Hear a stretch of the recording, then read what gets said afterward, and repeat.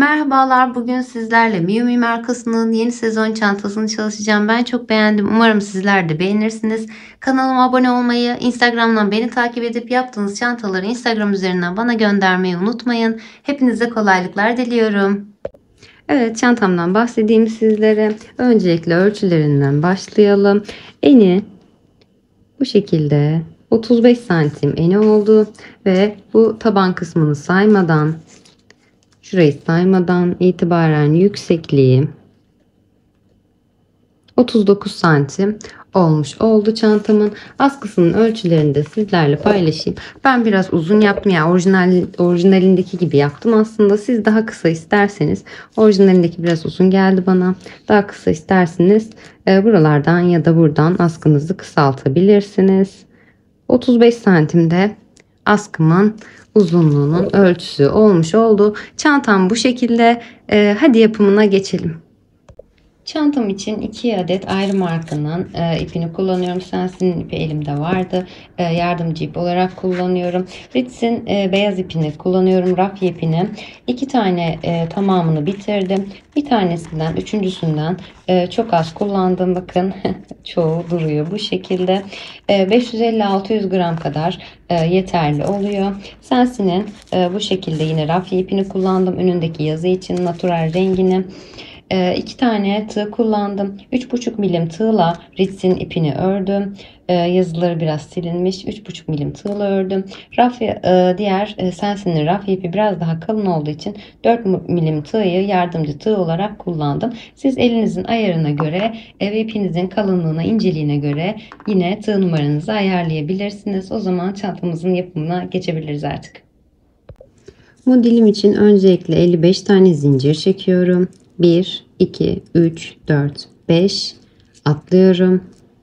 6. ipimi dolayıp tığımı batıyorum ve bir ikili trabzan yapıyorum.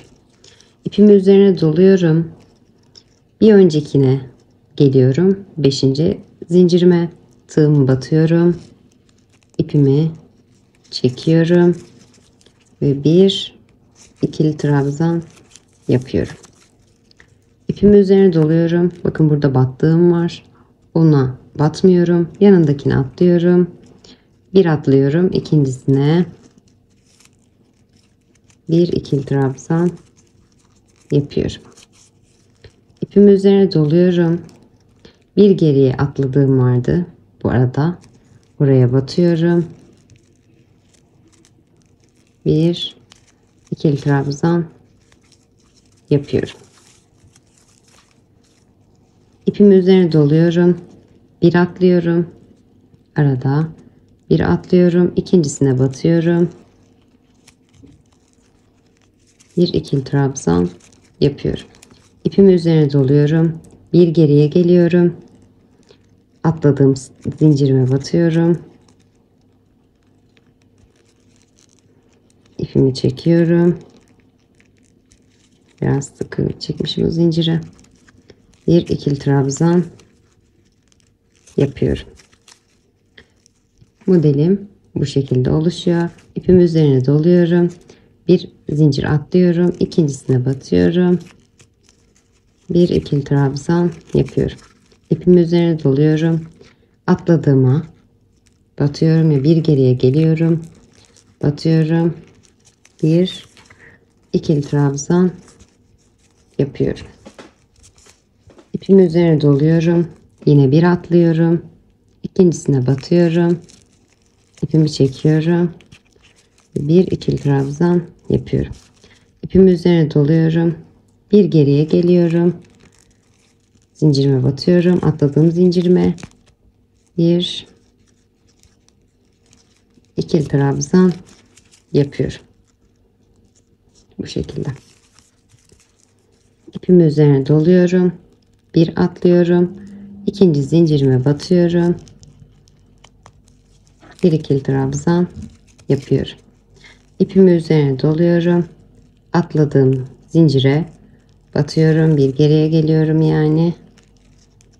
Bir ikili trabzan yapıyorum. Bir kez daha göstereyim. İpimi üzerine doluyorum. Bir zincir. Bakın Şuraya zaten batmıştık. Bir zincir atlıyorum. Yanındakine batıyorum. Bir ikili trabzan yapıyorum. İpimi üzerine doluyorum. Atladığım buradaki zincirime batıyorum.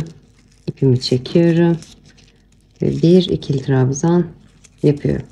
Bu şekilde bir atlıyorum, ikili trabzan yapıyorum, bir geriye geliyorum, ikili trabzan yapıyorum. Bütün zincirlerimin üzerine bu şekilde birer tane model koyarak sıra sonuna kadar geliyorum. Başta 55 zincir çekeceğiz demiştim. Yanlış söylemişim. 45 tane zincir çekiyoruz. Bu modellerimden V şeklinde çapraz V'lerimden 20 tane oluştu. Sıra sonuna kadar bu şekilde 20 tane yaptım. Sonda bir tane zincirim kaldı. İpimi üzerine doluyorum. Zincirimin üzerine de bir tane ikili trabzan yapıyorum. 1, 2 ve 3 zincir çekiyorum. Örgümü çeviriyorum. İpimi üzerine doluyorum. Hemen dibine batıyorum. Buraya batıyorum. Bir ikili trabzan yapıyorum. İpimi üzerine doluyorum. Aynı yere tekrar batarak ikinci ikili trabzanımı yapıyorum. Aynı yere çift ikili trabzan yapmış oldum. İpimi üzerine doluyorum. Burada hemen bir tane atlıyorum. Modelime geçiyorum. Yine bir atlıyorum. Hemen yanındakine batıyorum. Bir ikili trabzan yapıyorum. İpimi üzerine doluyorum. Geriye geliyorum. Atladığım sık iğnemin üzerine batıyorum. Bir ikili trabzan yapıyorum. İpimi üzerine doluyorum.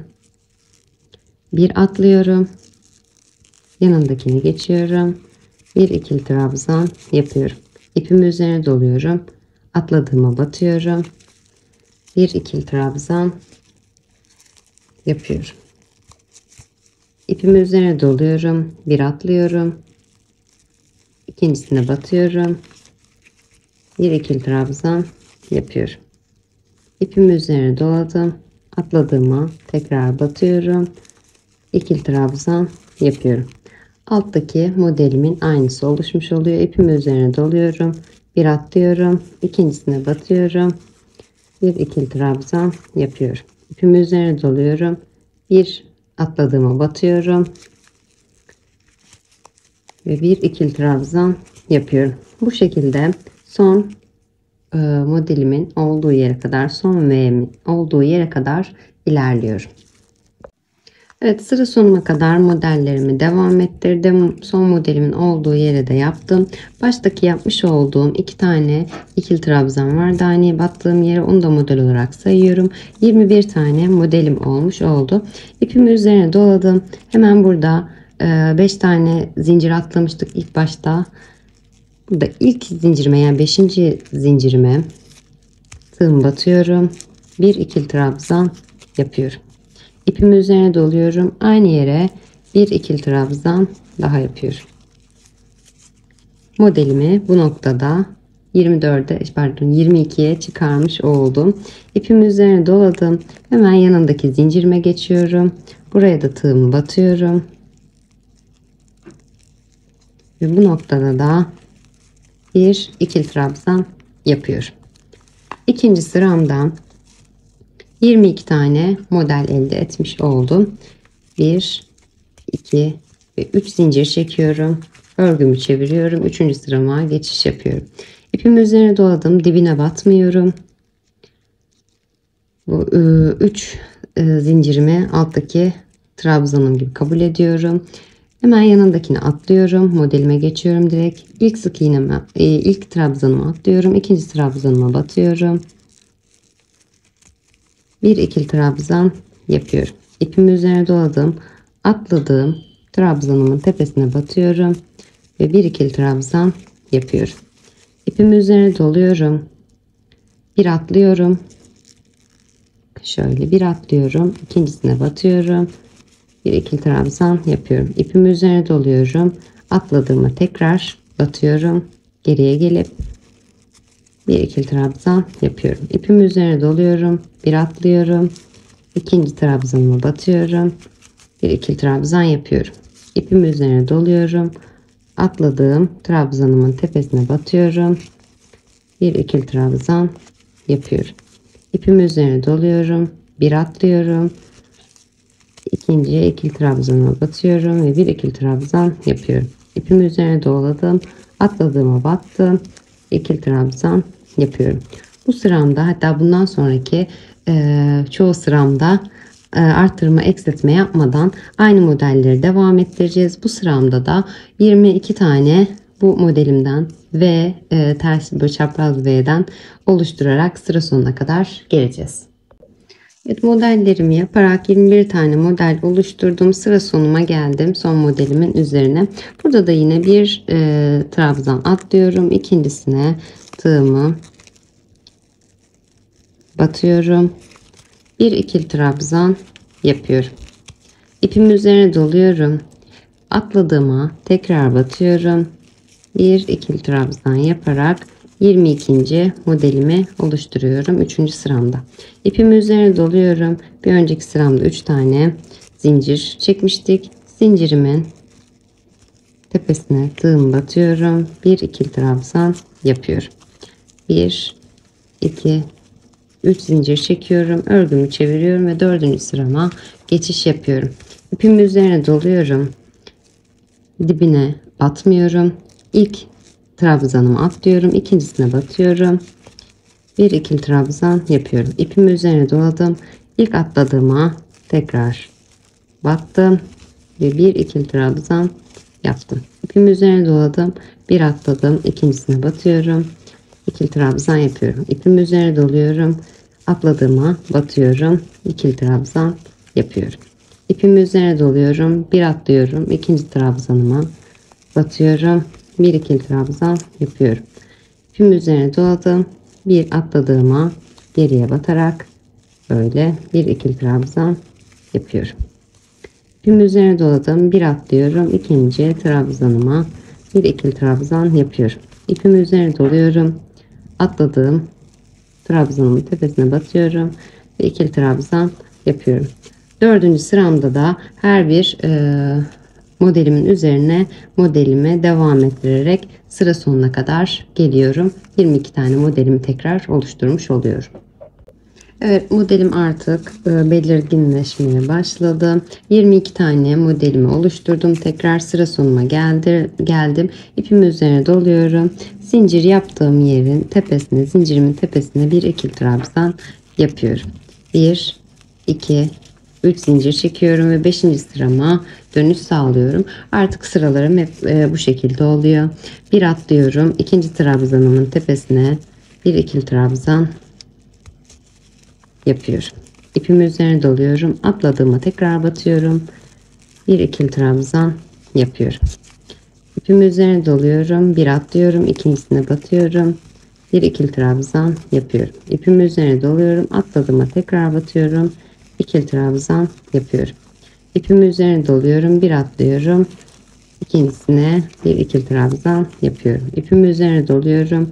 Bir geriye geliyorum. Bir ikili trabzan yapıyorum. Artık sıralarım bu şekilde. Sıra sonuna kadar modellerimin üzerine modellerimi devam ettiriyorum. Zincirimin tepesine bir tane ikili trabzan yapıyorum. 3 zincir çekip bir üst sırama çıkıyorum. Yine modellerimi aynı şekilde yapıyorum. Sıra sonunda yine zincirimin tepesine ikili trabzan yapıyorum. Yeteri uzunluğa gelene kadar 22 tane modelimi bu şekilde devam ettiriyorum. Evet, modelimi yeteri uzunluğa gelene kadar bu şekilde ördüm. Toplamda 45 sıra en baştan itibaren burada model sıralarımı sayarak 45 sıra örmüş oldum. Hemen ölçümü de sizlerle paylaşayım. Boyu 73 santim olmuş oldu. Enini de söyleyeyim. 26 santimde eninin ölçüsü oldu. Hemen buradan 46. sıramıza geçiş yapıyoruz. Evet, 3 zincirimi çekerek 46. sırama geçişimi sağladım. İpimi üzerine doladım. Bu bir önceki sıramda 22 tane modelim vardı. V şeklinde modelim 22 adette. En son 22'de devam ederek 45 sıra toplamda örmüş olduk. İpimi üzerine doladım. Buradaki bir tanesini atlıyorum. İkincisine batıyorum. Bir kere çekiyorum. Kapatmıyorum. İpimi üzerine doluyorum. Bir atladığıma batıyorum. İpimi çekiyorum. İkisini birlikte çekiyorum. 3 tane ilmeğim oldu. Hepsini birlikte kapatıyorum. İpimi üzerine doluyorum. Yanındakinin bir tanesini atlıyorum. İkincisine batıyorum. Bir ikili trabzan yapıyorum. İpimi üzerine doluyorum. Bir önceki sıramdakine batıyorum. İkisini birlikte çekiyorum ve bir ikili trabzan yapıyorum. İpimi üzerine doluyorum. Bir atlıyorum. İkincisine batıyorum. Bir ikili trabzan yapıyorum. İpimi üzerine doluyorum. Atladığımı batıyorum. İkili trabzanımı yapıyorum. Bu şekilde yine aynı işlemi devam ettirerek sıra sonundaki son V şeklime kadar ilerliyorum. Evet, sıra sonunda son modelimin olduğu yere geldim. İpimi üzerine doluyorum. Bir tane atlayıp ikincisine batıyorum. İkisini birlikte çekiyorum. Kapatmıyorum. İpimi üzerine doluyorum. Atladığıma tekrar batıyorum. İkisini birlikte çekiyorum. 3 tane ilmeğim oluyor. Hepsini birlikte çekiyorum. İpimi üzerine doladım. 3. zincirimin tepesine batıyorum ve bir ikili trabzan yapıyorum. 1, 2 ve 3 zincir çekiyorum. Örgümü çeviriyorum. Noktada bir tane örmüyorum. Yine birinciye atlıyorum. Yani 2 tane atlamış oluyorum. Üçüncüye batıyorum. İpimi üzerine doladım. Bir ikili trabzan yapıyorum. İpimi üzerine doluyorum. Geride hemen bir öncekine batıyorum. Bir ikili trabzan yapıyorum. İpimi üzerine doluyorum. Bir atlıyorum. İkincisine batıyorum. Bir ikili trabzan yapıyorum. İpimi üzerine doluyorum. Atladığıma batıyorum. Bir ikili trabzan yapıyorum. İpimi üzerine doluyorum. Bir atlıyorum. İkincisine batıyorum. İkili trabzan yapıyorum. İpimi üzerine doluyorum. Atladığıma tekrar batıyorum. Bir ikili trabzan yapıyorum. Bu şekilde modellerimi aynı şekilde devam ettirerek son modelimin olduğu yere kadar geliyorum. Evet, son modelimin olduğu yere kadar geldim. Baştan itibaren saydığımda 20 tane modelim olmuş oldu. En başta 20 ile başlamış. Daha sonraki sıralarda arttırmıştık. Burada da 20 ile bitirmiş olacağız. İpimizi üzerine doluyoruz. Hemen burada bir tane atlıyoruz. Bunun bir önceki sıramda kesmiştim, bir tane kalmıştı. Buraya atlıyorum ve yanda 3 tane zincirimin üçüncüsüne, tepesine batıyorum ve bir ikili trabzan yapıyorum. Bu noktada hemen bu sıradan itibaren 2, 4, 6, 8, 10, 12, 14, 16, 18, 20, 21 tane sıra sayıyorum. 21'incinin ve 20 ile 21'incinin ortasına işaretleyicimi takıyorum. 2, 4, 5 tane sayıyorum arada. 5'incinin sonuna ve 6'ncının başına işaretleyiciyi takıyorum. Buradan en başta başladığımız yerden itibaren de 21 sıram olmuş oluyor bu kısma kadar. 21'incinin sonuna yine işaretleyicimi takmış oluyorum. Bu sıramdan sonra artık çantamın ön, alt ve arka yüzü bitmiş oldu. İşaretleyicilerimi taktıktan sonra son ördüğüm noktaya geldim. Son sırama bir zincir çekiyorum. Burada trabzanımın buradaki boşluğuna tığım batıyorum.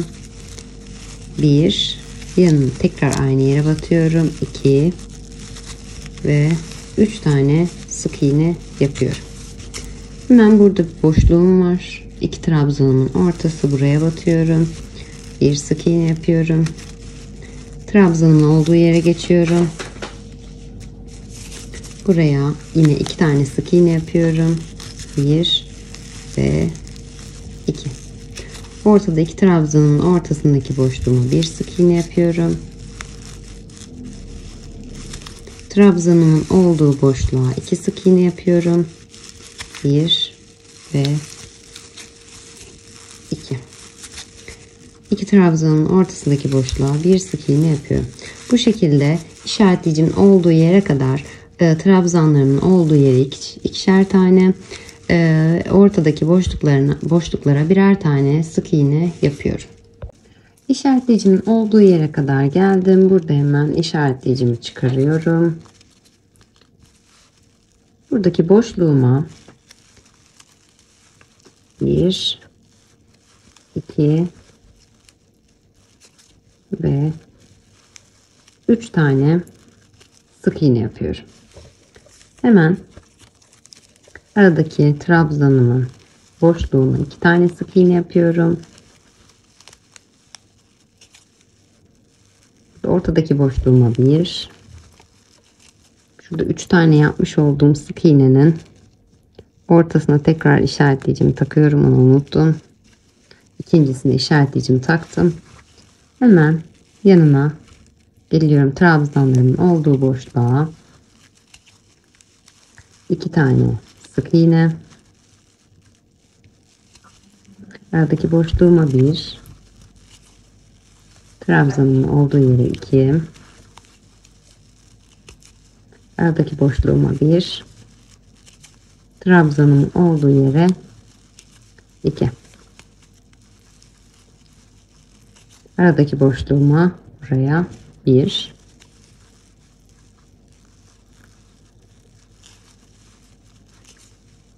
Trabzanların olduğu yere 2 tane sık iğne yapıyorum. İşaretleyicimin olduğu yere geldim tekrar. Burada işaretleyicimi çıkarıyorum. Ben buradaki boşluğuma yine 3 tane sık iğne yapıyorum. 1, 2 ve 3. İkincisine yine işaretleyicimi takıyorum. Yandaki son köşe noktama kadar olan trabzanlarımın boşluğuna 2, aradaki boşluklara 1, trabzanlarımın boşluğuna 2, aradaki boşluklara birer tane sık iğne yaparak bu şekilde köşeme kadar ilerliyorum. İşaretleyicilerimden sonra sık iğnelerimi örerek köşeme kadar geldim. Burada hemen aradaki trabzanıma 2 tane sık iğnemi ördüm yine. Köşedeki burada ilk olan sık iğnemi bir sık iğne yapıyorum. Aynı yere tekrar batarak ikinci sık iğnemi yapıyorum. Yanına geçiyorum. Bakın şu şekilde sık iğnelerim var. Böyle. Bunların üzerine batarak birer tane sık iğne örüyorum. Şimdi arada gizliyorum.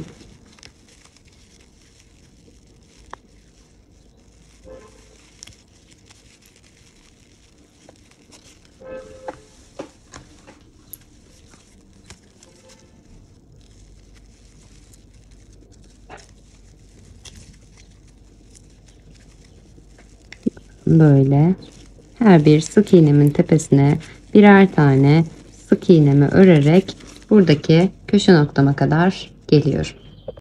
Evet, bütün sık iğnelerimi birer tane sık iğne yaparak köşeme kadar geldim. Burada 3 tane zincir çekmiştik. Trabzanım vardı. Trabzanımın tepesine de burada bir tane sık iğne yapıyorum. Aynı yere tekrar batarak bir sık iğne daha yapıyorum. Hemen yan tarafa geçiyorum. Trabzanımın olduğu boşluğa 2 tane sık iğne. Aradaki boşluğa bir sık iğne. Trabzanın olduğu boşluğa 2 sık iğne. Aradaki boşluğa bir sık iğne. Yani diğer uzun tarafımda yaptığım işlemin aynısını bu tarafta da uyguluyorum. Bu şekilde trabzanların boşluklarına ikişer tane, aradaki boşluğa bir tane sık iğneler yaparak burada hemen yine diğer tarafta yaptığımız gibi işaretleyicimizin olduğu yere kadar geliyoruz. İşaretleyicimizin olduğu yerde ki bu boşluğa 3 tane sık iğne, aralara yine 2 ve 1, 2 1 şeklinde ilerliyoruz. Diğer işaretleyicimizin olduğu yere de yine 3 tane sık iğne yapıyoruz. Köşe noktasına kadar bu şekilde örüyoruz. Başlangıç noktamıza geliyoruz. Diğer köşeme kadar geldim. Başladığım nokta burası değilmiş. Karıştırmışım. Başladığım nokta burası. Köşeme kadar geldim. Son zincirimin içerisine 2 tane sık iğnemi yaptım. Zincirimin boşluğunun trabzan yerine kullandığım zincirimin başta hemen zincirimin ilk zincirine 3 zincirimin ilkine tığım batıyorum. Bir sık iğne yapıyorum. Buraya aynı yere tekrar batarak ikinci sık iğnemi yapıyorum köşemde. Hemen yanındakine geçiyorum. Bir sık iğne yapıyorum. Yanındaki trabzanımı geçiyorum. Bir sık iğne yapıyorum. Yanındakine bir sık iğne. Bu sıramda bu şekilde her bir trabzanın üzerine birer tane sık iğne yaparak tamamlıyorum. Köşe noktama kadar geliyorum. Evet, sık iğnelerimi tamamlayarak başlangıç noktasına kadar geldim. Başlarken bir tane sık iğne yapmıştım bu noktaya. Bir sık iğne daha yapıyorum aynı yere. Toplamda yani bir olan sık iğnemi ikiye çıkarmış oldum. Hemen ilk yapmış olduğum sık iğnemin üzerine batıyorum. Bir sık iğne yaparak spiral bir şekilde bir üst sırama çıkıyorum.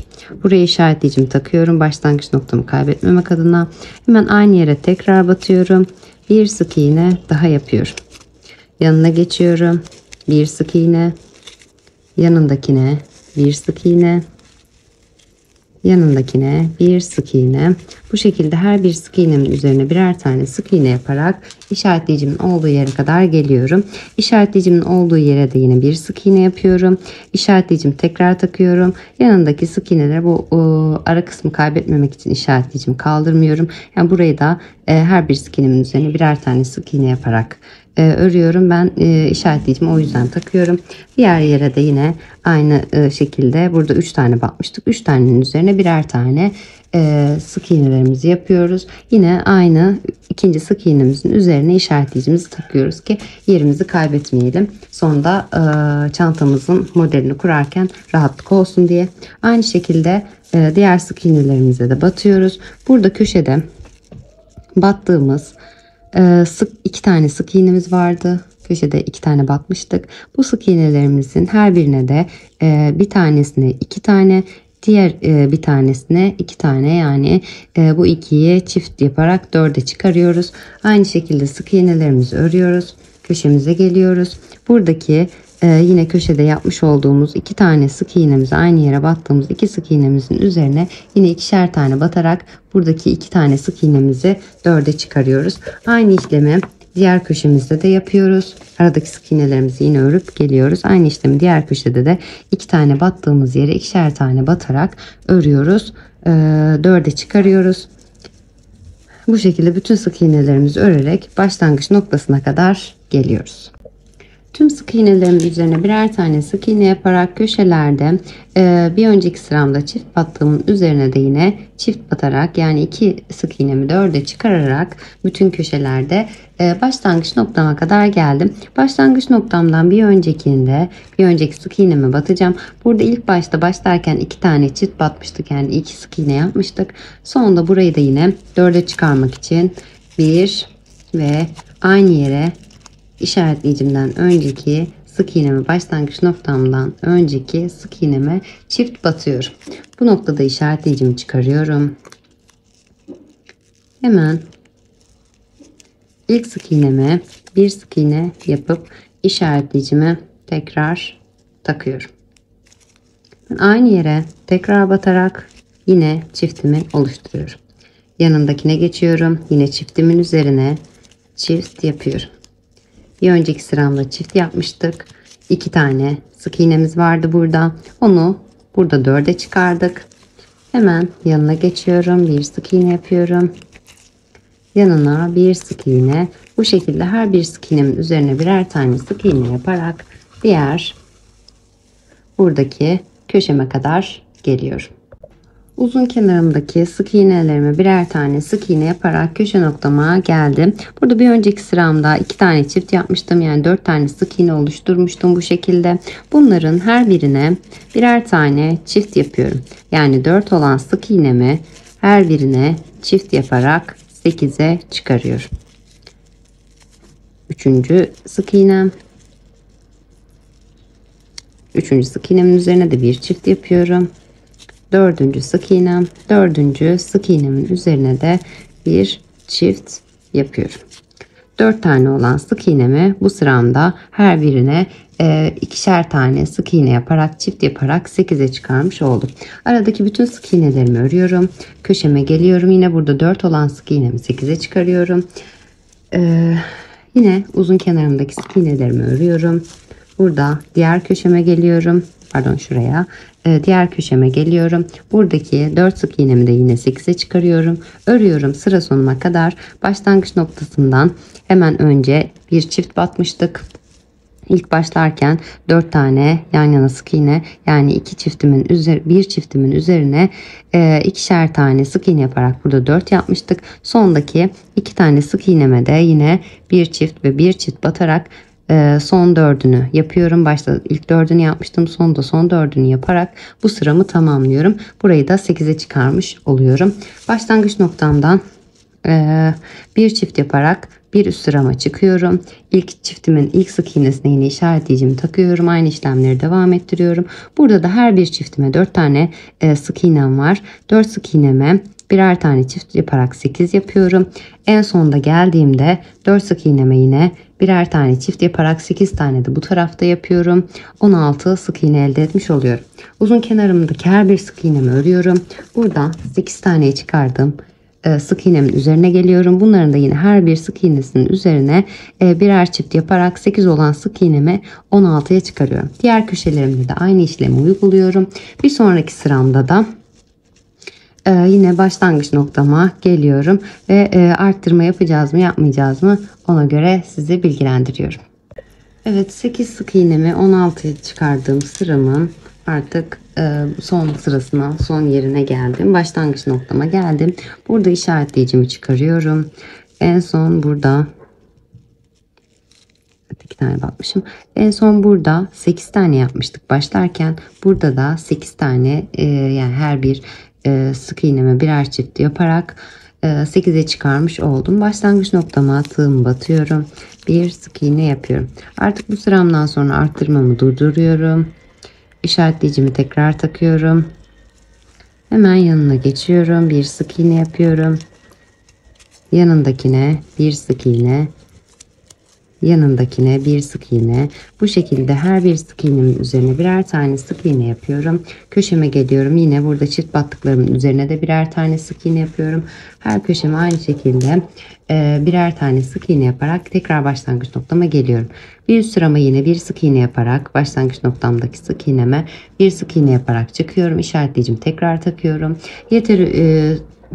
Bütün sık iğnelerime yine birer tane sık iğne yapıyorum. Yeter uzunluğa gelene kadar bu şekilde sık iğnelerimi arttırarak, sıra sayılarımı arttırarak hiçbir artırma eksiltme yapmadan ilerliyorum. Yeter uzunluğa geldiğimizde tekrar sizlerle buluşuyorum. Çantamın ön ve arka kısmını bu şekilde aynı parçada tamamlamış oldum. Arttırmalarımdan sonra 2 sıra ördüm. Bu şekilde başlangıç noktama geldim. 2 sıra arttırma ve eksiltme yapmadan ördüm. Başlangıç noktama geldim. Buradaki işaretleyicimi çıkarıyorum. Hemen bu noktaya tığım batıp bir kaydırma yapıyorum ve bir zincir çekip ipimi bu noktada kesiyorum. Artık çantam ön ve arka kısmı hazırlanmış oldu.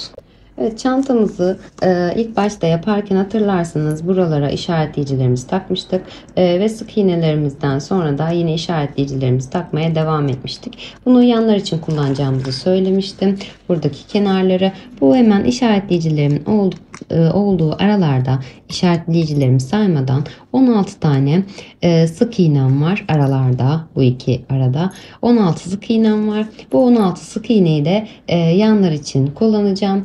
Öncelikle 18 tane zincir çekiyorum ve yanlarıma geçiş yapıyorum. Ben çantamın yanı için bir parçamı bu şekilde oluşturdum. Şöyle 18 tane zincirimi çektim. Bu noktada hemen ilk zincirimi zaten atlıyorum. 1 ve ikinciyi atlıyorum. 3 tane zincir bırakıyorum başta ve dördüncüye ipimi dolayarak tığımı batıyorum. Bir ikili trabzan yapıyorum. Baştaki bu 3 zincirimi de trabzan olarak sayıyorum.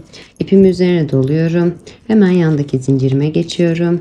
Buraya da bir ikili trabzan yapıyorum. İpimi üzerine doluyorum. Yandaki zincirime geçiyorum. Buraya da bir ikili trabzan yapıyorum.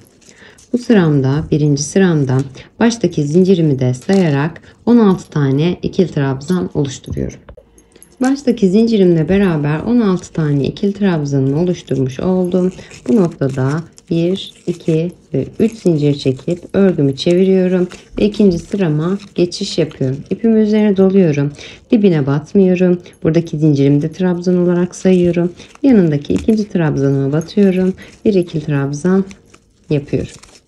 Yanına geçiyorum. Bir ikili trabzan yapıyorum. Yanındakine bir ikili trabzan yapıyorum. Bu sıramda da 16 tane ikili trabzanımı tamamlıyorum ve sıra sonuma geliyorum. Baştaki zincirimle beraber her bir ikili trabzanın üzerine birer tane ikili trabzan yaparak 15 tane ikili trabzanımı oluşturdum. İpimi üzerine doladım. Başta 3 tane zincir çekerek başlamıştık. Bu 3. zincirimin tepesine tığımı batıyorum. Bu noktaya da bir ikili trabzan yapıyorum. 1, 2 ve 3 zincir çekip 3. sırama geçiş yapıyorum. İpimi üzerine doluyorum. Yine dibine batmıyorum. Yanındaki ikili trabzanıma basıyorum. İkili trabzan yapıyorum. Yanındakine batıyorum. İkili trabzan yapıyorum. 3. sıramda da bu başta çekmiş olduğum zinciri trabzan olarak sayıyorum yine. 16 tane ikili trabzanı tamamlıyorum. Sondaki zincirime de batarak 16 ikili trabzanımı örüyorum. 3 zincir çekip 4. sırama geçiyorum. Orada da yine aynı işlemleri uygulayarak 16 ikili trabzanımı örüyorum zincirimle beraber. Bir zincir çekip 5. sırama geçiyorum. Pardon. 3 zincir çekip 5. sırama geçiyorum. Ve yine 16 tane ikili trabzanımı örüyorum. 6. sıramın başında sizlerle buluşuyorum. Toplamda 5 sıra 16 tane ikili trabzan sıramı oluşturmuş oldum. 1 ve 2 zincir çekip 6. sırama geçiş yapıyorum. İpimi üzerine doluyorum. Dibine batmıyorum. İkinci trabzanıma batıyorum. Bir ikili trabzan yapıyorum. Bu sıramda ilk çekmiş olduğum 2 zincirimi trabzan olarak saymıyorum. Yani eksiltme yapmış oluyorum. Hemen yanındakine batıyorum. Bir ikili trabzan yapıyorum. Yanındakine bir ikili trabzan. Bu şekilde sonda zincirim ve bir trabzanım kalana dek örüyorum. Sonda bir ikili trabzanım ve 3 tane zincirim kalana dek ördüm. Baştaki 2 tane zincirimi trabzan olarak saymıyorum demiştim. Hemen yanındaki trabzandan saymaya başlayarak 13 tane trabzan elde etmiş oldum. İpimi üzerine doladım. Son trabzanıma battım. Batıyorum. İpimi çekiyorum. İkisini birlikte çekiyorum. Kapatmıyorum. İpimi üzerine doluyorum. Sondaki 3 zincirimin tepesine batıyorum. Üçüncüsüne ikisini birlikte çekiyorum. 3 tane ilmeğim oluyor tığımda. Hepsini birlikte çekerek eksiltmemi yapıyorum. 1, 2 ve 3 zincir çekip 7. sırama geçiş yapıyorum. İpimi üzerine doluyorum. Yine dibine batmıyorum. Yanındakine batıyorum. Bir ikili trabzan yapıyorum. İpimi üzerine doluyorum. Yanındakine batıyorum. İkili trabzan yapıyorum. İpimi üzerine doluyorum. Yanındakine batıyorum. İkili trabzan yapıyorum. Bir alt sıramda trabzanlarımı 14'e düşürmüştüm. Baştaki 3 zincirimle beraber burada yine sondaki zincirimi de örerek 14 tane ikili trabzan elde ediyorum. Evet, baştaki zincirimle beraber trabzanlarımı ördüm. Toplamda 13 tane ikili trabzan elde etmiş oldum. Sonda zincirime batacağım demiştim. Yanlış söyledim. Burada bir eksiltme yapmıştık zincirimle. İkili trabzan 2 tane zincir çekmiştik. Bunu saymıyoruz demiştik. Trabzanımın tepesine ipimi dolayıp son trabzanımı da yapıyorum. Ve 14 tane ikili trabzan elde etmiş oluyorum. Sondaki yine eksiltmemi devam ettirmiş oluyorum. 1, 2 ve 3 zincir çekip örgümü çeviriyorum. İpimi üzerine doluyorum. Dibine batmıyorum. Yanındakine batıyorum. Bir ikili trabzan yapıyorum. İpimi üzerine doluyorum. Yanındakine batıyorum. İkili trabzan yapıyorum. İpimi üzerine doluyorum. Yanındakine batıyorum. İkili trabzan yapıyorum. Bu şekilde yine 8. sıramda da 14 tane ikili trabzanımı örüyorum. 3 zincir çekiyorum. 9. sırama geçiş yapıyorum. 9. sıramda da 14 ikili trabzanımı örüyorum. 3 zincir çekip 10. sırama geçiş yapıyorum. Orada da yine zincirimle beraber 14 trabzanımı örüyorum ve 11. sıramda tekrar eksiltmem için geliyorum. Evet, 11. sırama geldim. 1, 2 ve 3 zincir çekip örgümü çeviriyorum. Bu sıramda yine 3 zincir dedim. 2 zincir çekip örgümü çeviriyorum.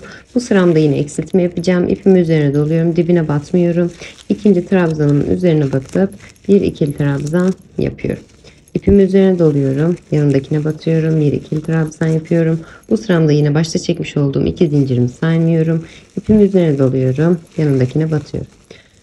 Burada sıra sonuna kadar bütün trabzanlarımı örüyorum. Sonunda bir trabzan ve bir zincirim kalana dek trabzanlarımı tamamlıyorum. 11. sıramın sonunda bir trabzan ve 3 tane zincirim kaldığı yere geldim. Trabzanımın tepesine batıyorum. İpimi üzerine dolayıp ikisini birlikte çekiyorum. Kapatmıyorum. İpimi üzerine doluyorum. Zincirime batıyorum. Zincirimin tepesine İkisini birlikte çekiyorum. Kapatmıyorum. 3 tane ilmeğim oluyor. Hepsini birlikte çekiyorum. Baştaki zincirimizi de saymıyoruz demiştik. 1, 2, 3, 4, 5, 6, 7, 8, 9, 10, 11 ve sonunda eksiltmemle beraber 12 tane trabzana düşürmüş oldum. 3 zincir çekip 12. sırama geçiş yapıyorum. İpimi üzerine doluyorum. İlk trabzanın tepesine batmıyorum. Yanındakine batıyorum. Bir ikili trabzan yapıyorum. Buradaki baştaki trabzanımı da 3 zincirimi de trabzan olarak sayıyorum. Hemen yanındakine batıyorum. Bir ikili trabzan yapıyorum. Bu sıramda da her bir trabzanın üzerine birer tane ikili trabzan yaparak sıra sonuma geliyorum. 12. sıramın sonundayım. Burada bir trabzanım ve 2 tane zincirim var. Zincirimi trabzan olarak saymıyorum. Eksiltme olarak sayıyorum demiştim. İpimi üzerine doladım ve sondaki trabzanımın tepesine batıyorum. Bir ikili trabzan yaparak 12 tane ikili trabzanımı örüyorum. Baştaki 3 zincirimle beraber buradaki son zincirime batmıyorum. 3 zincir çekiyorum ve 13. sırama geçiş yapıyorum. İpimi üzerine doluyorum. Dibine batmıyorum yine. Yanındakine batıyorum. İkili trabzanımı yapıyorum. Her bir trabzanın üzerine birer tane ikili trabzan yaparak yine 12 tane trabzanı elde ediyorum ve sondaki 3 zincirimin tepesine de üçüncüsüne de batarak ikili trabzanımı yapıyorum. Şu an 13. sıramdayım. 14. sırama 3 zincir çekerek geçiyorum. Her bir trabzanın üzerine birer tane ikili trabzan yaparak baştaki 3 zincirimle beraber 12 tane ikili trabzan yapıyorum. 3 zincir çekip 15. sırama geçiş yapıyorum. Orada da yine bütün trabzanlarıma birer tane ikili trabzan yaparak 12 tane ikili trabzanı tamamlıyorum ve 16. sıramda tekrar eksiltmem için geliyorum. 15. sıramda da 12 tane ikili trabzanımı ördüm. Baştaki 3 zincirimle beraber 1 ve 2 zincir çekip 16. sırama geçiş yapıyorum. İpimi üzerine doluyorum. Yine dibine batmıyorum. İkincisine batıyorum. Bir ikili trabzan yapıyorum. İpimi üzerine doluyorum. Yanındakine batıyorum.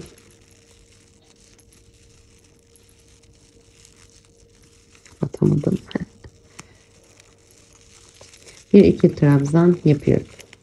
İpimi üzerine doluyorum. Yanındakine batıyorum. İkili trabzan yapıyorum. Sonunda bir zincirim ve bir trabzanım kalana dek trabzanlarımı örüyorum.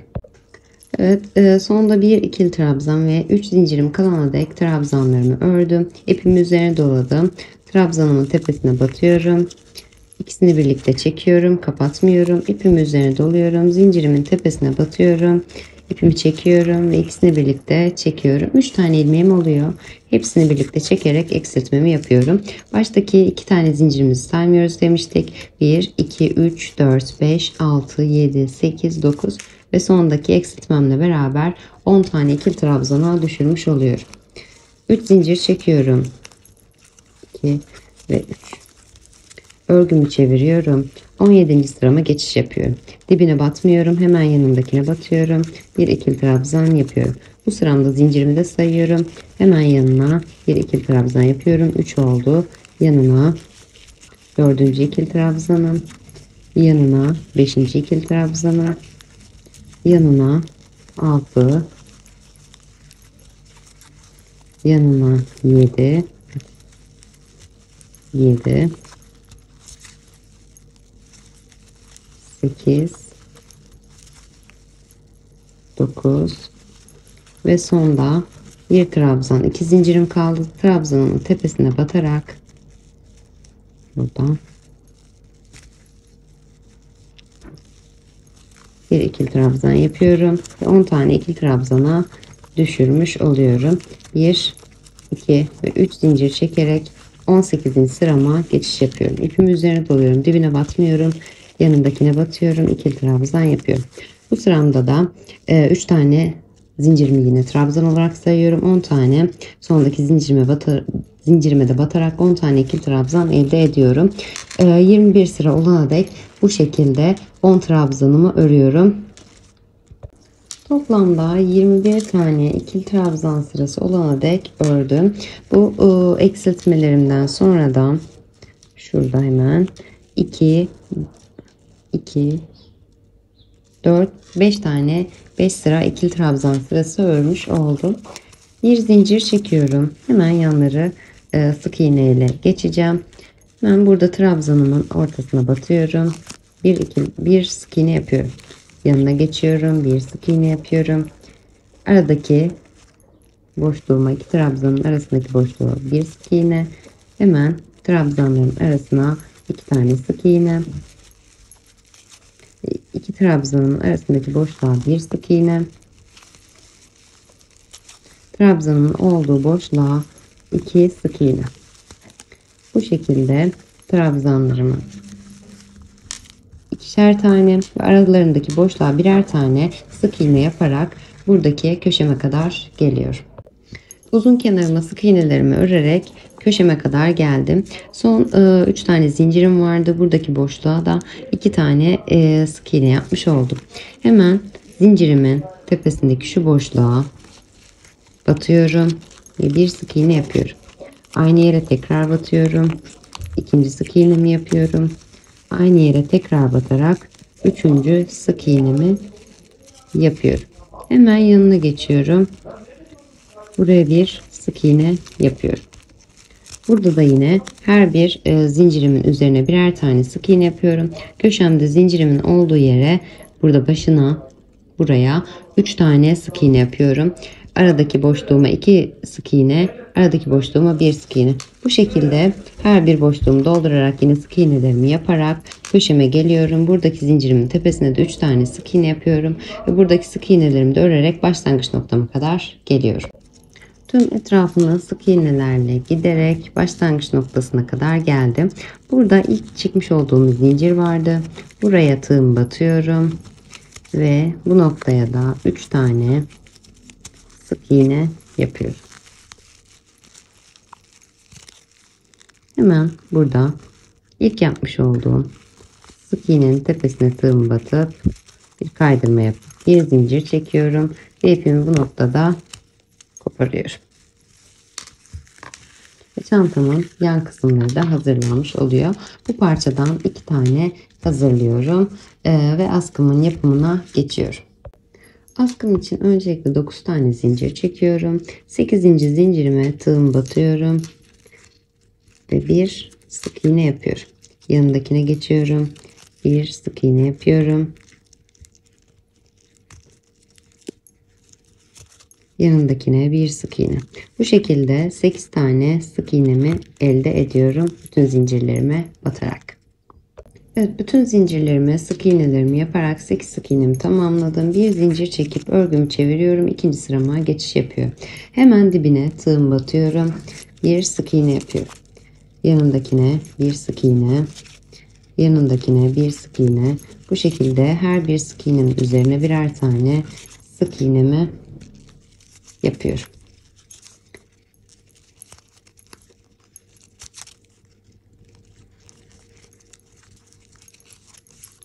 Sondaki sık iğneme de batarak buraya biraz zor batacağız. 8. sık iğnemi yapıyorum. Bir zincir çekip 3. sırama geçiş yapıyorum. Yine hemen dibine bir sık iğne yapıyorum. Yanındakine bir sık iğne. Yanındakine bir sık iğne. Bu şekilde her bir sık iğnemin üzerine birer tane sık iğne yaparak 8 tane sık iğnemi tamamlıyorum. Bir zincir çekip üst sırama geçiyorum. Orada da yine 8 sık iğnemi yapıyorum. Bir zincir çekip üst sırama geçiyorum. 8 sık iğnemi yapıyorum. Bu şekilde yeteri uzunluğa gelene kadar askımın alt kısmını örüyorum. Evet, askım için toplamda 34 sık iğne sırası ördüm. Artık askımın model kısmına geçeceğim. Bir zincir çekiyorum. Örgümü bu şekilde, diğer ucunu bu şekilde uzatıyorum ve hemen ilk sık iğnemi içten dışa doğru batıyorum. İpimi çekip bir sık iğne yapıyorum. Yanındakine ikinci sık iğnem, yanındakine 3, bu şekilde dönerek yanındakine 4, yanındakine 5, 6, 7 ve 8. sık iğnemi yapıyorum. Bu şekilde çantamın üst kısmı bu şekilde gözükmüş oluyor. Hemen yanındaki, şurada zincir çekmiştim, oraya batmıyorum. O böyle çok sıkı olmasın diye çektiğim bir zincir. Burada hemen zincirime değil yanındakine batıyorum. İpimi çekiyorum. Bir sık iğne yapıyorum. Yanındakine batıyorum. Bu şekilde bir sık iğne yapıyorum. Böyle hemen yanındakine batıyorum. Bir sık iğne yapıyorum. Yanındakine batıyorum. Bir sık iğne yapıyorum. Yanındakine bir sık iğne.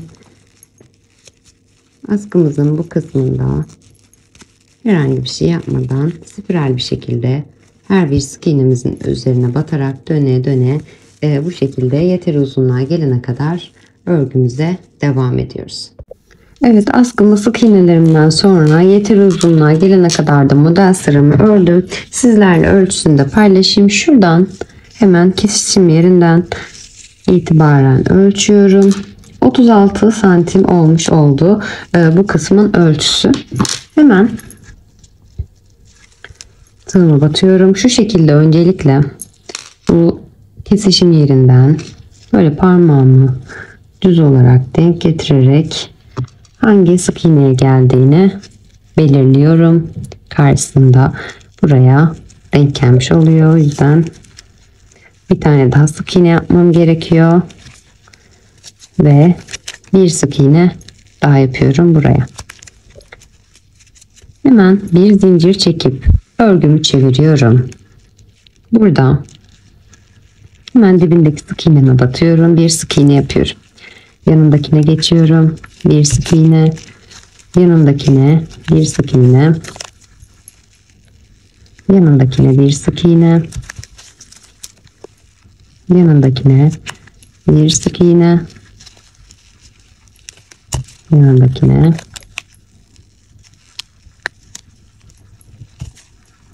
her bir sık iğnemin üzerine dış taraftan içe doğru batarak sık iğnelerimi yapıyorum. Son sık iğneme kadar 8 tane sık iğnemi oluşturmuş oldum bu noktada. Hemen bakın, burası da belli oldu zaten. Bir zincir çekip örgümü çeviriyorum. Dibine batıyorum. Bir sık iğne yapıyorum. Yanındakine bir sık iğne. Yanındakine bir sık iğne. Bu sıramda da 8 tane sık iğnemi tamamlıyorum.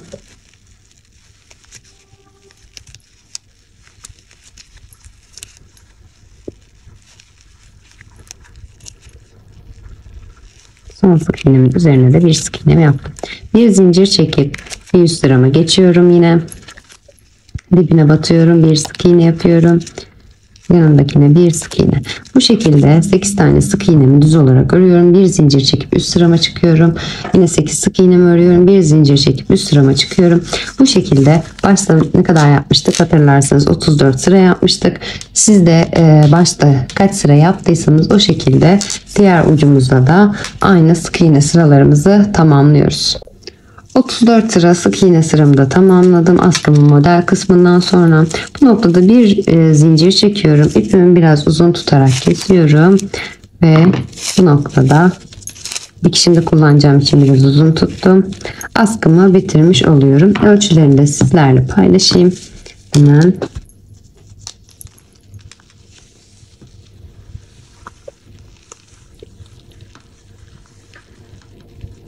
Toplamda 87 santim çantamın askısının ölçüleri olmuş oldu.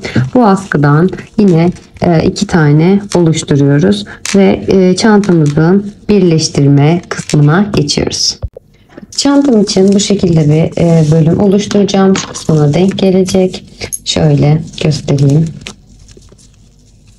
Böyle denk gelecek şekilde bir iç kısmına bir bölüm yapacağız. Orijinalinde bu şekildeydi. Orijinalini bozmak istemedim.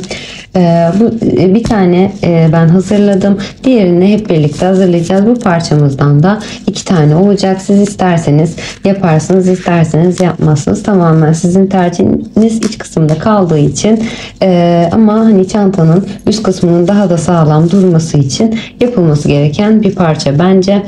Hadi yapımına geçelim. Çantamın iç kısmındaki bu parçam için öncelikle 52 tane zincir çekiyorum. Hemen burada 3 tane atlıyorum. Buradakiyle beraber 49. zincirime tığımı ipim üzerine dolayıp batıyorum. Bir ikili trabzan yapıyorum. İpim üzerine doluyorum. Yanındakine batıyorum. Bir ikili trabzan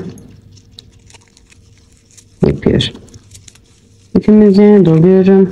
Yanındaki zincirime bir ikili trabzan yapıyorum.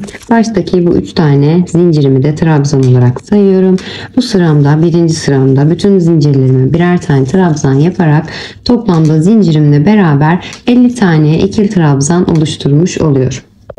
Baştaki 3 zincirimle beraber 50 trabzanımı örmüş oldum birinci sıramda. 1 ve 2 zincir çekip ikinci sırama geçiş yapıyorum. İpimi üzerine doluyorum. Bu sıramda eksiltme yapacağım. Dibine batmıyorum. Yanındakine batarak bir ikili trabzan yapıyorum. İpimi üzerine doluyorum. Yanındakine geliyorum. Batıyorum. İkili trabzan yapıyorum. İpimi üzerine doluyorum. Yanındakine batıyorum. İkili trabzan yapıyorum. Bu şekilde ipim bitti. Sıra sonuna kadar her bir trabzanın üzerine birer tane trabzan örerek ilerliyorum. Sonda bir zincirim ve bir trabzanım kalana dek bütün trabzanlarımı tamamlıyorum. Evet, sıra sonuna kadar trabzanlarımı yaptım. Sonda bir trabzan, bir de 3 tane çektiğim zincirim vardı. İpimi üzerine doladım. Trabzanımın tepesine batıyorum. İpimi çekiyorum. İkisini birlikte çekiyorum. İpimi üzerine doluyorum. Zincirimin üzerine batıyorum. İkisini birlikte çekiyorum. 3 tane ilmeğim oldu. Hepsini birlikte çekerek 1-2 zincir çekiyorum. 3 sıramı geçiyorum ve altta eksiltimi yaparak bir önceki sıramda 50 olan trabzan sayımı burada 48'e düşürmüş oluyorum. 2 tane zincirimi çektim. 3. sırama geçiş yaptım. Burada da yine eksiltme yapacağım.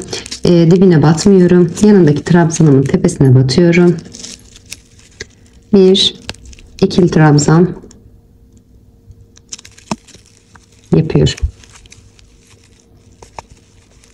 Hemen yanına geçiyorum. Bir ikili trabzan yapıyorum. Burada çekmiş olduğum 2 tane zincirimi eksiltme olarak sayıyorum. Normalde 3 zincir çekiyorduk trabzanımız için.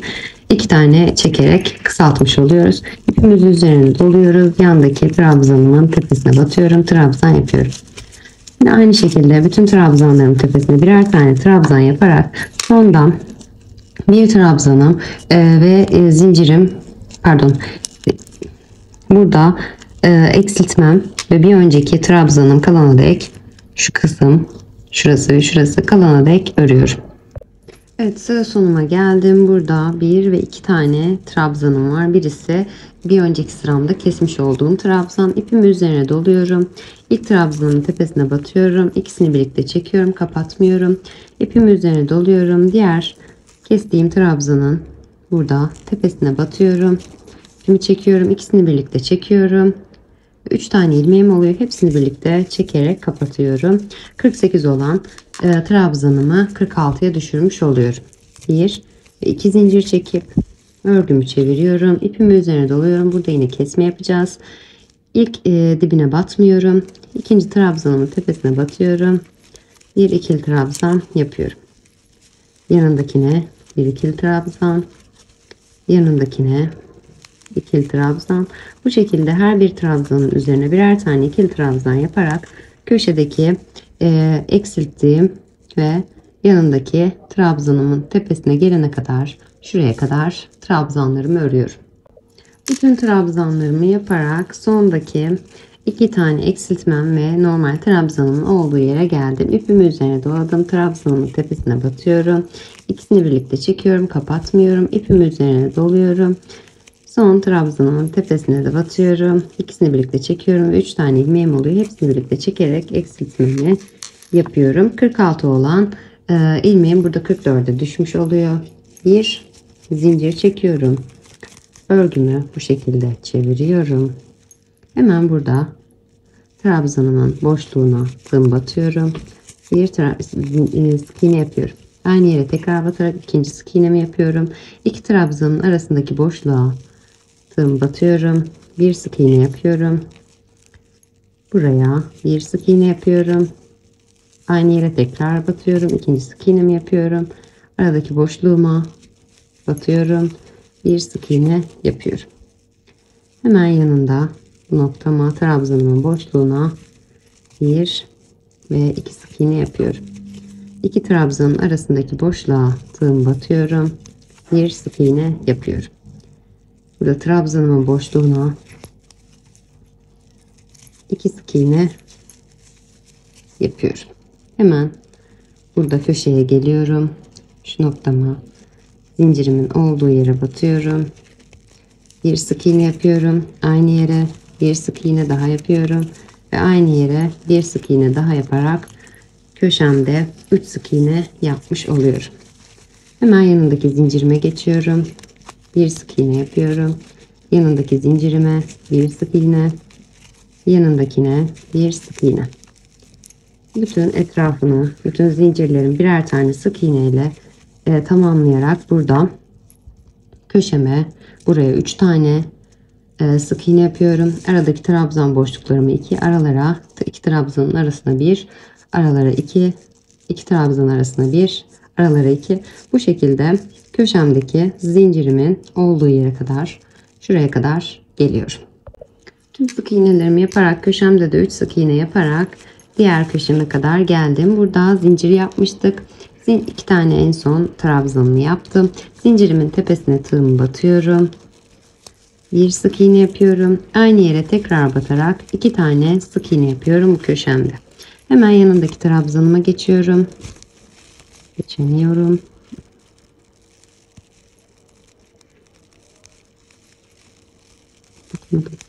Bir sık iğne yapıyorum. Yanındakine bir sık iğne. Yanındakine bir sık iğne. Bu şekilde her bir sık iğnenin üzerine birer tane sık iğne yaparak diğer köşeme kadar geliyorum. Tüm trabzanlarımın tepesine sık iğnelerimi yaparak köşe noktama kadar geldim. Burada bir sık iğne daha yapıyorum. Hemen sonda bir trabzanım kaldı. Hemen dönüş yapmıştım. Buradan önceki trabzanıma tığımı batıyorum. Bir sık iğne yapıyorum. Aynı yere tekrar batarak bir sık iğne daha yapıyorum. Hemen ilk başladığım yere batarak bir kaydırma yapıyorum ve bir zincir çekip ipimi biraz uzun bırakıp kesiyorum. Daha sonrasından dikiş için kullanacağım bu parçamı da hazırlamış oldum. Birleştirmem için uzun parçam ve yan parçamı öncelikle aldım. Burada hatırlarsanız işaretleyicilerimizi kaybetmeyelim demiştim. Aynı yerden burada köşelerime işaretleyicilerimi taktım. Burada 3 tane batmıştım köşeme. Üçüncünün ikincisine battım. Yine burada da üçüncünün ikincisine battım. Hemen uzun tarafı şöyle elimle denk getirerek, sizinki daha kısa ya da daha uzun da olabilir. Böyle ölçerek yaparsanız çok daha iyi olacaktır. Buradan bu başlangıç modelimden bir ve ikincisinin sonundan böyle işaretleyerek diğer uç kısmına tutturdum. Aynı yere diğer taraftan da ikincisinin sonundan böyle denk getirerek diğer uca tutturdum. Buradan sonra birleştirmelerimi bu kısma yapacağım. Aynı işlemi diğer kısımda da, diğer köşemde de uygulayarak diğer birleştirmemi de yapacağım. O halde birleştirmemize geçebiliriz. Birleştirmem için öncelikle bir tane zincir çekiyorum. Buradaki işaretleyicimi çıkarıyorum. Bakın çantamın uzun kısmı bana doğru bakıyor. Üst tarafa gelmiş oluyor. Buradan işaretleyicimi çıkarıyorum. Aynı yerlere tığımı batıyorum. Çektiğim zinciri şansıma ipimi içerisinden geçirerek bir tane zincir yapıyorum. Aynı yere tekrar batıyorum. İpimi arada gizleyeceğim. İpimi çekiyorum ve bir sık iğne yapıyorum. Yanındakine geçiyorum. Karşısındakine batıyorum. Bu şekilde bir sık iğne yapıyorum. Yanındakine ve karşısındakine batıyorum. Bir sık iğne yapıyorum. Yanındakine ve karşısındakine batıyorum. Bir sık iğne yapıyorum. Yanındakine ve karşısındakine batıyorum. Bir sık iğne yapıyorum. Bu şekilde her bir karşılıklı olarak denk gelen sık iğnelerime birer tane sık iğne yapıyorum. Bu eksik ya da fazla olmuş olabilir. Çünkü burada daha sıkı sık iğneler yaptık. Burada daha geniş sık iğneler yaptık. O yüzden bir atlayıp da yapabilirsiniz. Tamamen elinizin ayarına göre potlaştırma olmadan bu şekilde birleştirmemize dikkat edin. Burada hemen köşedeki sayılar zaten aynı denk geliyor. Çünkü arada 16 tane vardı. 16 ile başlamıştık yan kısımları. İşaretleyicimin olduğu yer ve diğer işaretleyicimin olduğu yerle birlikte 18 tane olmuştu. Burada da köşemde 3 tane sık iğne yapmıştım. İkincisine batmıştım. Aynı eşit denk gelmiş olacak. Yani 18 burada ve 18 burada olacak. Burada herhangi bir şey yapmanıza gerek yok. Köşede işaretleyicimizin olduğu yerde bütün sık iğnelerimizi yapıp geldikten sonra birleştirmemizde burada işaretleyicimizin olduğu yere 2 kez batıyoruz. 2 tane sık iğne yapıyoruz aynı yere. Bu köşemizde de yine aynı şekilde 2 kez batarak 2 sık iğne yapıyoruz. Diğer kısmımıza geçiyoruz ve buradaki işaretleyicimizin olduğu yere kadar birleştiriyoruz. Aynı sayılarla aynı işlemi diğer köşemizde de uygulayarak birleştirmemizi tamamlıyoruz. Çantamın kenar birleştirmelerini bu şekilde tamamladım. İçine bir parça yapmıştık. Ben bu parçamın bir tanesini diktim. Bir tanesini diğer tarafa dikeceğim. Hep birlikte dikeceğiz. Askısını da içerisine denk getirerek diktim. Arka tarafının alt kısmını bu şekilde boş bıraktım. Çünkü ben buraya orijinalinde astar var. Astarını buraya yapacağım. Astarına bakmak isterseniz video içerisinde bahsetmeyeceğim. Instagram hesabından paylaşacağım. Oradan bakabilirsiniz. Bu şekilde Miu yazısını ekledim. Bir tanesini, bir tane de alta gelecek. Onu da hep birlikte öreceğiz. Öncelikle bu parçamızın birleştirmesini yapalım. Evet, birleştirmemi iç taraftan yapıyorum. Öncelikle askımı hazırlıyorum. Burada hangi şeyde ayarda yaptıysam bu köşeden ovallikten sonra 6 sık iğne atlamış. 6. sık iğnenin üzerine yapmışım. Şurada hemen sayayım yine 1, 2, 3, 4, 5, 6. Buraya denk getiriyorum. Askımın bu sık iğneleri şu kısma şöyle sık iğnenin bittiği yere denk gelecek şekilde ayarlıyorum. Yine diğer parçamı da kenardan 6 tane bırakarak şu ovalliğin bitişinden sonra 1, 2, 3, 4, 5 ve 6 burada hemen 6.'ya denk getirerek bu askımın uç kısmını da buradaki sık iğnelere denk getirerek dikeceğim. Parçamı alıyorum. Diğer parçamı bunun üzerine şurada kaydı. Bu şekilde yerleştiriyorum.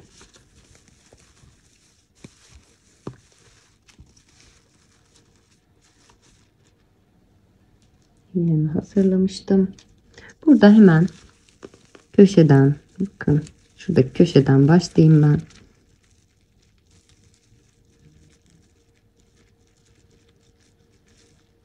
Şöyle iç kısma düğüm denk gelsin.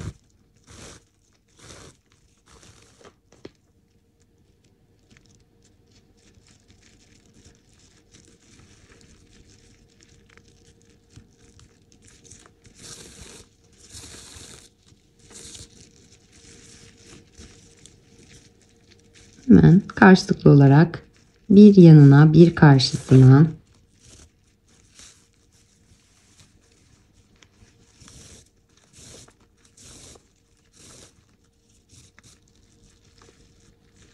bir yanına bir karşısına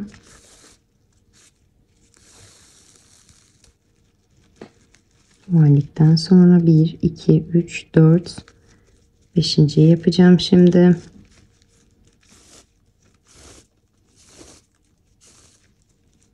6 7. de hemen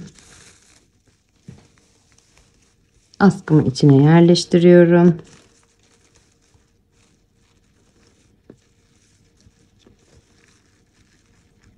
Ve yanına batıyorum askımın boşluğuna ve burada arkadaki denk gelen sık iğneme batıyorum. Bu şekilde.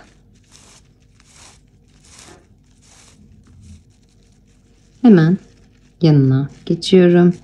Yanındaki sık iğneme, askıma ve karşısındaki sık iğneme batıyorum. Yanına, askıma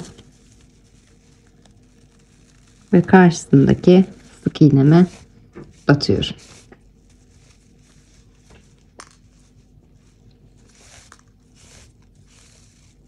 Bu şekilde bütün etrafını dikişimle tamamlıyorum.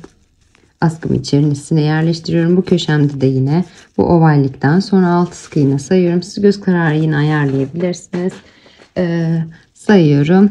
Orayı, o kısmı da dikiyorum. İçten bu şekilde dönerek iç kısmını dikiyorum. Ve köşeye kadar gelip artık dikişimi, askımı birleştirmemi tamamlıyorum. Ve öndeki şu yazılara geçiyoruz. Çantamın önündeki yazılar için Sensi'nin rafya ipini kullanıyorum. Natural rengini. Öncelikle 19 tane zincir çekiyorum. M harfinin ön kısmını yapmak için 2 parçadan oluşacak M harfi. Hemen burada 19 zincir çekmiştim. 17.'ye 19 atlıyorum, 18 atlıyorum. 17.'ye bu şekilde çevirerek arka kanadına ipim üzerine doladım. Bir tane ikili trabzan yapıyorum.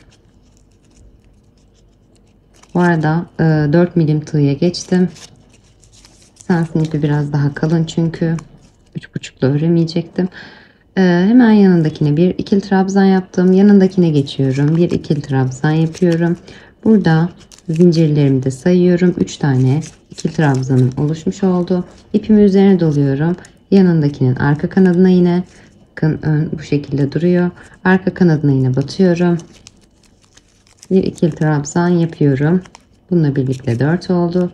İpimi üzerine doluyorum. Yanındakinin arka kanadına yine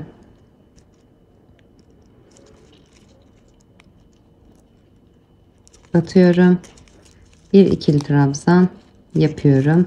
Baştaki atlamış olduğum 2 tane zincirimle beraber 5 tane ikili trabzanım oluşmuş oldu. 2 zincirim ve 4 trabzanım oluştu. İpimi üzerine doladım. Hemen yanındaki zincirin arka kanadını tekrar batıyorum. İpimi çekiyorum. İkisini birlikte çekiyorum. Kapatmıyorum. İpimi üzerine doluyorum. Yanındakinin arka kanadına batıyorum. İpimi çekiyorum. İkisini birlikte çekiyorum. 3 tane ilmeğim oluyor. Hepsini birlikte kapatarak eksiltme yapıyorum. İpimi üzerine doluyorum. Bir eksiltmem oldu. Yanındaki zincirimin arka kanadına batıyorum. İpimi çekiyorum. İkisini birlikte çekiyorum. Kapatmıyorum. İpimi üzerine doluyorum. Yanındakinin arka kanadına batıyorum. İpimi çekiyorum. İkisini birlikte çekiyorum. 3 tane ilmeğim oldu. Hepsini birlikte çekerek eksiltmemi yapıyorum. 2 tane eksiltmem oldu. İpimi üzerine doluyorum. Hemen yanındakinin yine arka kanadına batıyorum. İpimi çekiyorum. İkisini birlikte çekiyorum, kapatmıyorum. İpimi üzerine doluyorum. Yanındaki zincirimin arka kanadına batıyorum. İpimi çekiyorum. İkisini birlikte çekiyorum. 3 tane ilmeğim oldu. Yine burada da hepsini birlikte çekerek 3. eksiltmemi yapıyorum. İpimi üzerine doluyorum. Yanındaki zincirimin arka kanadına batıyorum. İpimi çekiyorum. İkisini birlikte çekiyorum, kapatmıyorum. İpimi üzerine doluyorum. Yanındaki zincirimin arka kanadına batıyorum. İpimi çekiyorum. İkisini birlikte çekiyorum. 3 tane ilmeğim oldu. Hepsini birlikte kapatarak 4. eksiltmemi yapıyorum.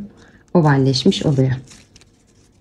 İpimi üzerine doluyorum. Yanındaki zincirime geçiyorum. 1, 2, 3, 4, 5. Zincirimin arkası bayağı dönmüş. Algılayamadım. Hemen buraya bir ikili trabzan yapıyorum. Yanındaki zincirimin arka kanadına batarak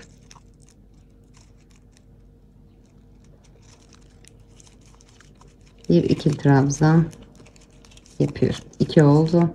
Eksiltmelerimden sonra ipimi üzerine doladım. Yanındaki zincirimin arka kanadına batarak bir ikili trabzan da buraya yapıyorum. Eksiltmemden sonra 3 oldu. İpimi üzerine doluyorum. Zincirimin yanındaki zincirimin arka kanadına batıyorum. Bir ikili trabzan yapıyorum. 4 oldu. Hatırlarsanız burada 2 tane zincir bırakmıştık. İpimizi üzerine doladık. Son zincirimizin de arka kanadına batarak şurada ipimi de gizleyeceğim. İpimi çekiyorum. İpimi üzerine doladım. Arka kanadına battım. İpimi çektim. Bu ipimi de arada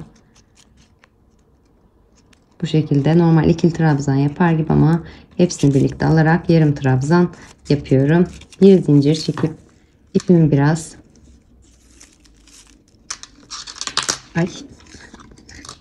uzun tutup kesiyorum.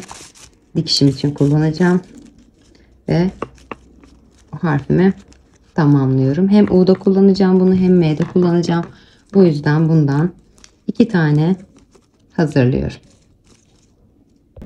Hatta 2 değil 4 tane hazırlıyorum. Evet, M harfimizin bu kısmını oluşturmuş olduk. Şimdi de bundan yapacağız. Bundan yine 2 tane yapacağız. Öncelikle 12 tane zincir çekiyorum.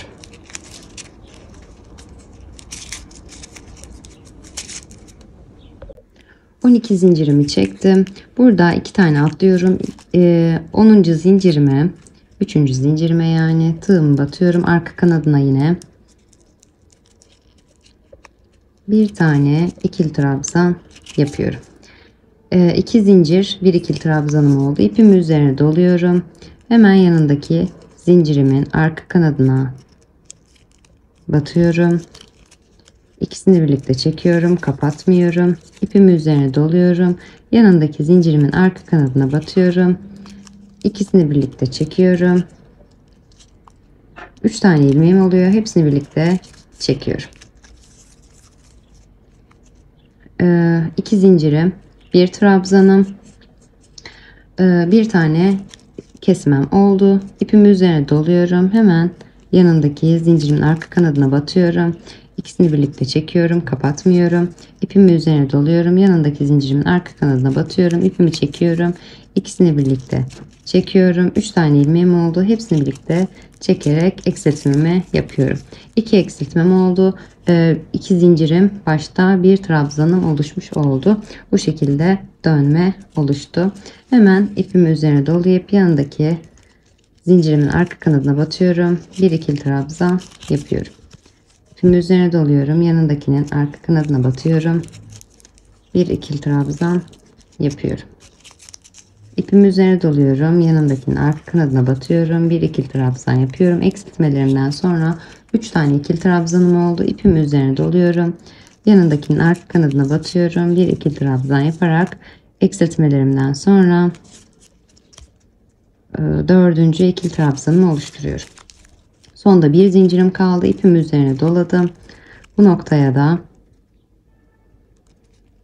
arka kanadına batıyorum, ipimi çekiyorum ve hepsini birlikte çekerek bir yarım trabzan yapıyorum ve bir zincir çekip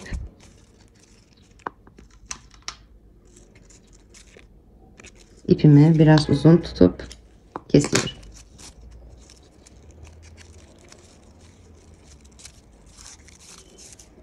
Evet, harfim de oluşmuş oldu. Kesmem şu şekilde. Yani görünüş şu şekilde olacak.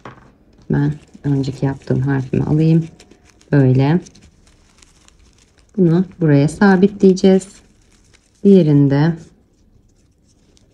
bu şekilde eksilttiğim yeri buraya sabitleyerek şöyle M harfimizi oluşturacağız. Şimdi I harfimize geçebiliriz. I harfimiz için öncelikle 9 tane zincir çekiyoruz. 9 zincirimi çektim. 2 tane atlıyorum yine. 7.'nin bu şekilde arka kanadına, 7.'yi biraz sık çekmişim. Arka kanadına batıyorum. Bir ikili trabzan yapıyorum. İpimi üzerine doluyorum. Yanındaki zincirimin arka kanadına batıyorum. Bir ikili trabzan yapıyorum. İpimi üzerine doluyorum. Yanındakinin arka kanadına batıyorum. Bir ikili trabzan yapıyorum. İpimi üzerine doluyorum. Yanındakinin arka kanadına batıyorum. Bir ikili trabzan yapıyorum. İpimi üzerine doluyorum. Yanındakinin arka kanadına batıyorum. İkili trabzan yapıyorum. İpimi üzerine doluyorum. Yanındakinin arka kanadına batıyorum. İkili trabzan yapıyorum.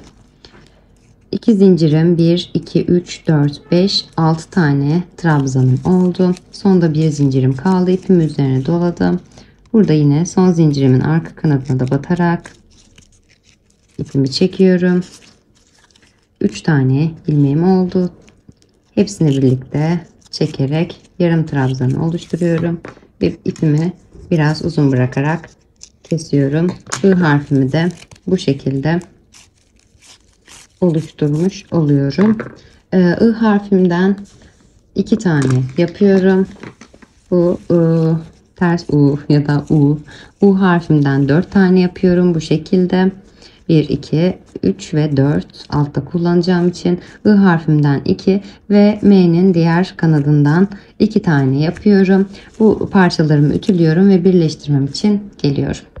Parçalarımı ütüledim. Dikişim için geldim. Sadece M harfinin parçaları biraz karışık olduğu için onun dikişini göstereceğim. Diğerlerini yine aynı şekilde yapabilirsiniz. Burada önceki dikişimden bir sıra atlıyorum. Önceki dikişimi de, önceki yazımın dikişini de burada hemen bakın, sık iğnelerimden sonra 1, 2, 3 modelim vardı. Dördüncünün ortasından başlayarak dikişimi yaptım. 1, 2, 3, 4. Dördüncünün ortasına denk gelmiş oldu. Hatta sonuna denk gelmiş oldu. Bu şekilde uç kısmı. Hemen bir tane atlıyorum. Buradan dikişimi şu şekilde aynı hizaya denk gelecek şekilde üstteki ile ayarlıyorum. Alt kısmına iğnemi batırıyorum. Şimdi biraz zor olacak tabi göstermesi. Şöyle. Şöyle dikersem benim için daha kolay olacak. Tamam. Video çekerek dikince böyle oluyor. Evet. Hemen iğnemi batmıştım. Yerimi ayarlayayım.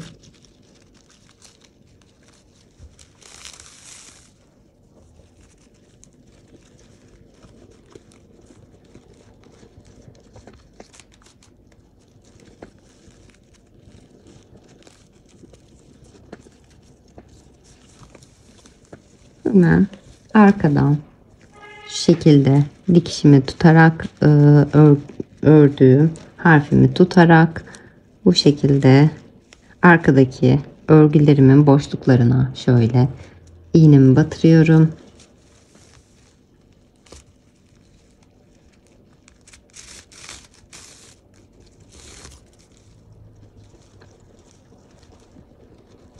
Bu şekilde hemen yanındaki sık iğneme geçiyorum. Oraya da yine iğnemi boşluğuma batırıyorum. Örgümün boşluğuna bakın. Böyle batırıyorum.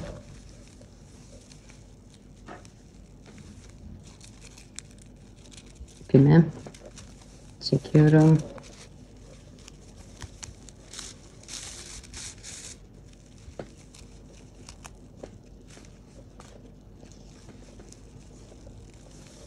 Hemen arkadan batıyorum bu sefer.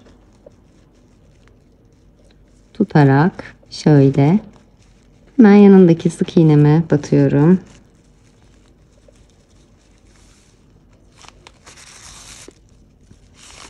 Bir arkadan bir önden batıyorum yani. Hemen yanındaki sık iğneme batıyorum.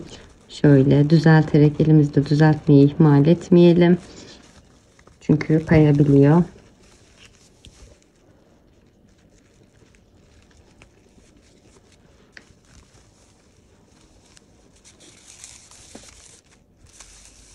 Bir arkadan bir önden sık iğnelerimi batarak bu şekilde oval yaparak dikişimi yapıyorum. Dönüyorum. İç kısmına da aynı şekilde batarak bir yönden bir arkadan bir yönden bir arkadan batarak bütün etrafını, şu ipimi de arada şurada gizleyeceğim, dikerek bütün etrafını tamamlıyorum ve bir harfimin M harfimin tek kanadı hazırlanmış oluyor. M harfimin bir kanadını sabitlemiş oldum. Bakın aynı hizaya denk geldi. Hemen diğer parçamı alıyorum. Burada M harfimin. Bakın burada özellikle dikkat etmemiz gereken yer. Burada kesme işlemi yaptığımız yerin yukarıya geliyor olması. Çünkü oval olan kısım burası. Bunu hemen yanına aynı hizada şu şekilde tutarak, bu şekilde tutarak hemen yanına dikiyoruz. Buraya da bir dikişimizi birleştiriyoruz. Dikiş işlemi video çekerken gerçekten çok zor oluyor. Daha çok videoyu uzatmak istemiyorum. Bu şekilde bunu buraya sabitliyoruz. Arada küçük bir boşluk bırakıp I harfimizi alıyoruz. Hemen göz kararı yapabilirsiniz. Bu şekilde bir bakın, arada bir model kalıyor. Bu şekilde yine buradaki eşitliği denk getirerek alt ve üst olarak bütün etrafını aynı şekilde dikiş işlemimizi yapıyoruz. Ve son olarak da U harfimizi yine bu şekilde hemen aynı hizaya denk getirerek dikiyoruz.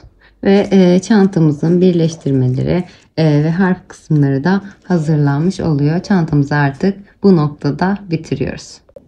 Evet, çantamın birleştirmesini, harflerin birleştirmesini ve askımın birleştirmesini tamamladım. Henüz daha astarını yapmadım ama astarını yapınca da dediğim gibi Instagram'dan sizlerle paylaşacağım. Bu şekilde çantam artık hazır. Umarım videomdan memnun kalırsınız. Yorumlarınızı bekliyorum.